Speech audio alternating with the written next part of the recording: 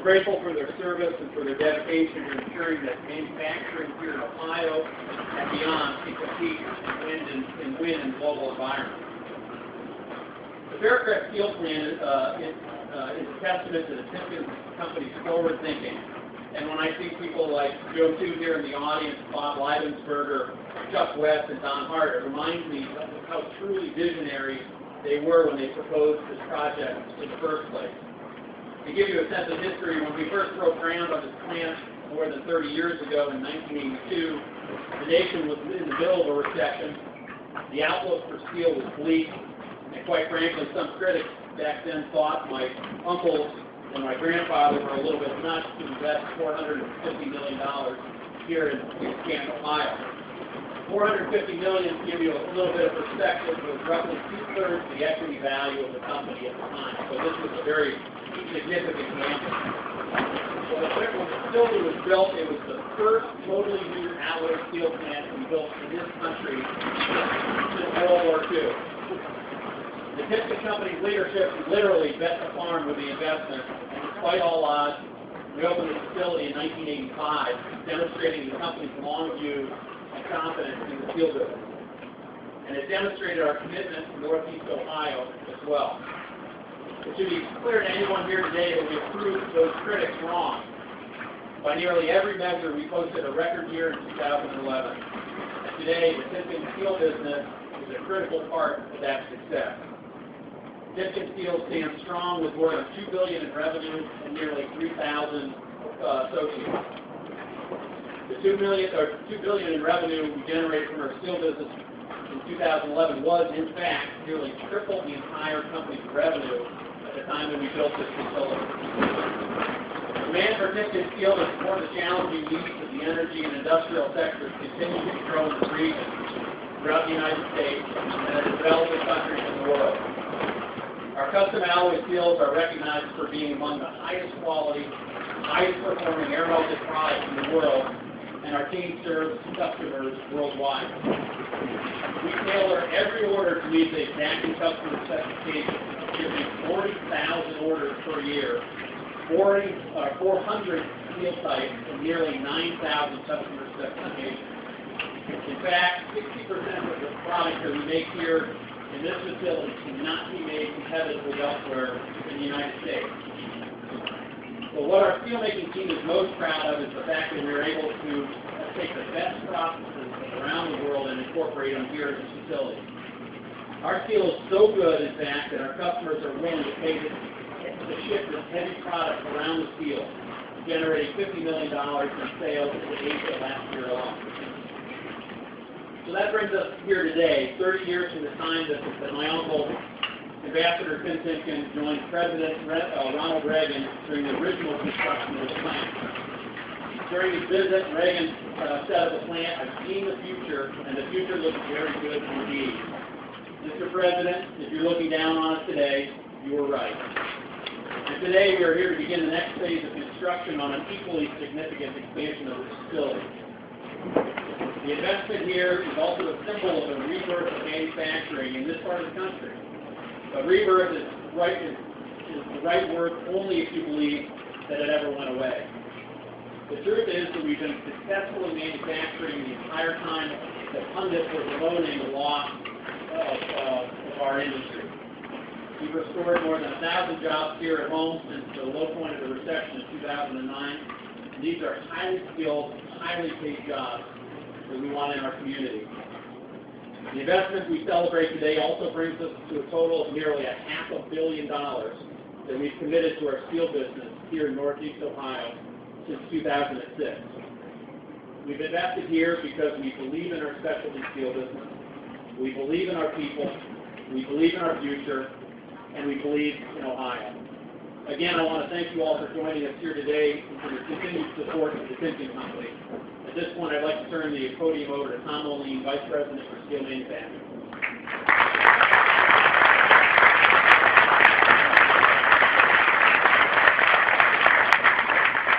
Thank you, Tim. Well, I, for one, I think it's beautiful. I'm very happy to be here today on behalf of the steel manufacturing team. Sarah, why we're so excited about what we've done, where we're going, and what the future holds for steel operations at the Timken Company. Timken makes and processes steel in 3 facilities in Canton, Ohio. Our Green Grinders, our Harrison Steel Plant, and here at our Fairfield Steel Plant. Together, these facilities have the capacity to melt and process 1.7 million tons of steel per year. And together, they make up the backbone of what is going to be one of the Timken Company's most important businesses. I was very fortunate to start my career with Timken. Fresh out of college in 1984, part of the project team that built the Fairfield Steel Plant.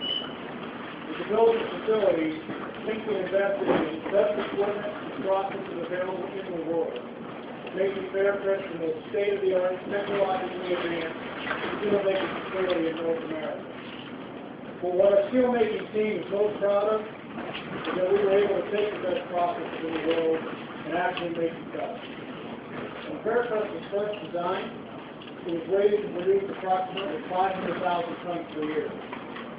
Today, through continuous improvement and process innovation, we are producing more than 1 million tons of steel per year at this point. And those gains are all due to the contributions made by our steel operations associates. But now we've reached a point where it's time to take this facility to the next level. And today's groundbreaking actually celebrates several projects that integrate together to increase the Fairfield Steel Plant's finished capacity by 25%, or 175,000 tons per year, reduce our energy consumption and greenhouse gas emission rates by 15%, expand our product offerings, while also reinforcing our commitment to our full value of quality. Over the next few years, we'll construct a $200 million large flow continuous caster that will replace the majority of our India caster that we currently do today. This addition will reduce waste and increase production by 125,000 tons per year. This mammoth piece of equipment will take us 2 years to build. When finished, it will stand 260 feet tall, 180 feet above the ground, and 80 feet below the ground. The caster will begin operating in the first quarter of 2014. We're also building a $25 million needle refining station to be completed in the first quarter of 2013. This machine will not only increase our capacity by 50,000 tons per year, but will improve our capability to produce more vanadium chemistries than we're capable of producing today. We're also installing a new $35 million force press in our rolling mill that will allow us to take a large cross-section to market with a guaranteed pound penalty. The force press will also be operational in the first quarter of 2013. All told, these and other smaller improvements will generate the capacity increase of 25%, while we maintain the same high standards of quality which remain a hallmark of the Timken brand. But what is even more exciting to me is that these improvements, which will allow us to enter new markets and develop new products, give us an opportunity to showcase the talent and the skills of our steelmaking workforce. And I know that I speak on behalf of the entire team when I say we eagerly anticipate this challenge and look forward to showing the world what we can do. Thank you very much.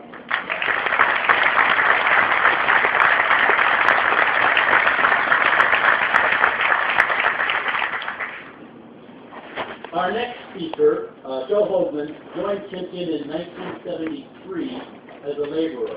I've only got 1 year on you, Joe. That started in 72. So. He started at the Canton plant. He is a lifelong Timken employee whose current role is as an electrical maintainer for the steel business.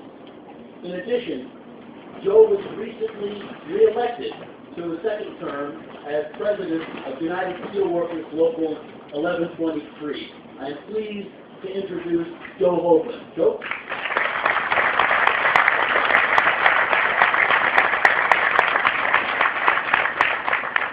Thank you, Sal. Good morning, everybody. I think it's good morning. Yes. I'll keep this short. I brought thoughts. I'd like to start just by reading a couple lines out of our contract. basic labor agreement with the company. Says here, the company and union have a long-standing relationship which benefits both parties. The company places high value on the continuation and improvement of its relationship with the union. 2 lines out of our basic labor agreement. In 2011 was the 75th anniversary of our local union's charter with the Steelworkers Organizing Committee. This year, actually, it was April 16, 2012, marks the 75th anniversary of the first contract between the Timken Company and the Steelworkers Organizing Committee, forerunner to the Renacci Steelworkers. It's been a long history, a period of years that would span a lifetime, if you will, for most of us, full of struggle, frustration, and in the end, compromise usually. But it's the compromise that comes out of the collective bargaining, the fruit, if you will, of collective bargaining. Sometimes that's a little bittersweet for both sides. But I think, as it was this time, it's usually I think when both sides are completely happy, I think we have a good deal, something we can live with for the term. It's a good thing. So, one thing I wanted to say, here's our agreement from 1937. The total agreement, all of 8 pages. And here's what collective bargaining and progress is brought. I just want to close. I'm done, but I just want to close by thanking the members of the Union Bargaining Committee. You guys want to stand up? We're always standing up over there. And also, I want to thank the membership of the Gold Lodge, along with the Bargaining Committee, to recognize the importance of this festival. I also want to thank the Timken Company for having the courage and the foresight to make this investment and for their trust and commitment to the community, not least of which is the local workers, both present and thank you very much.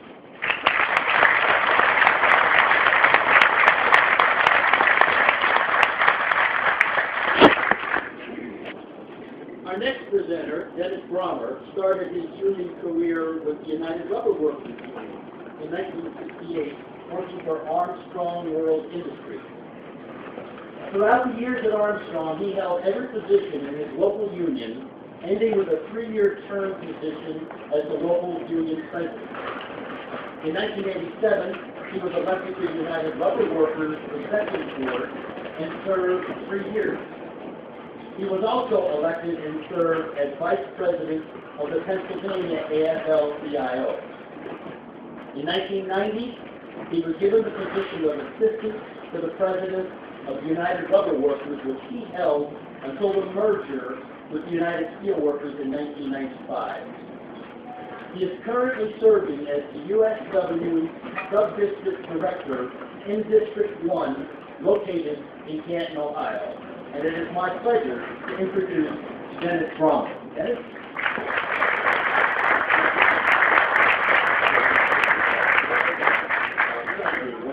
When Sal first introduced my name at the beginning of this, he had mentioned that I was director, and that's not true. I'm sub-director. Our director is David McCall, who unfortunately could not be here today, but certainly sent and extends his best wishes to the company, and great success in the years to come, especially with this new caster.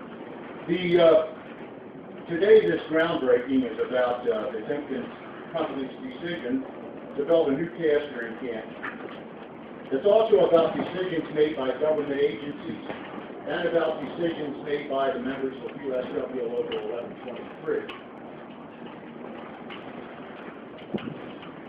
First, I'd like to commend the decision the Timken Company made for deciding to invest $250 million in the Canton facility and in the Canton community itself. It means a lot, not only to our membership, but it also means a lot to this area and this community. And second, I would like to commend the members of USW Local 1123 for ratifying a contract that allowed the project to proceed. When companies such as the Timken Company invest capital in our domestic manufacturing facilities, it's a great day for our country and a great day for the United Steelworkers. In closing, I would like to thank the hard work by both the company and Local 1123 to get us to this point. I'd like to thank all of you for being here.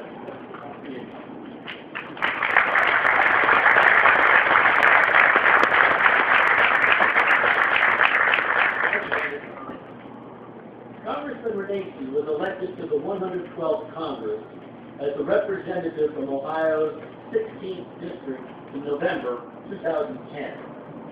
He has lived in the district in Wadsworth, Ohio for 27 years, where he worked for many years in the business sector and was elected as the mayor in 2004. I'm now pleased to introduce United States Congressman Jim Renacci. Jim? Thank you, everybody. I really appreciate the Timken Company inviting me here today. It's great to be here. It's interesting. I had a chance to tour the facility.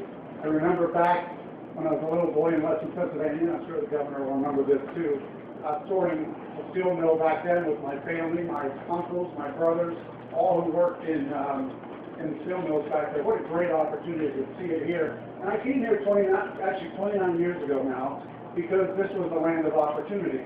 And quite frankly, what we see here today is the Timken Company, again, engaging in the opportunity for everybody in this district, in this city.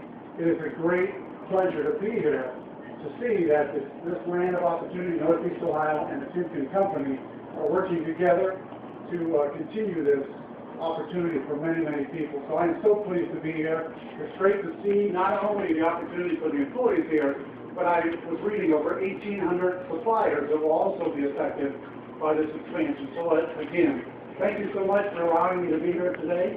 I appreciate the opportunity. I look forward again to working with everyone in this district as we continue to bring jobs and economy back here in this district and also in Northeast Ohio. Thank you very much.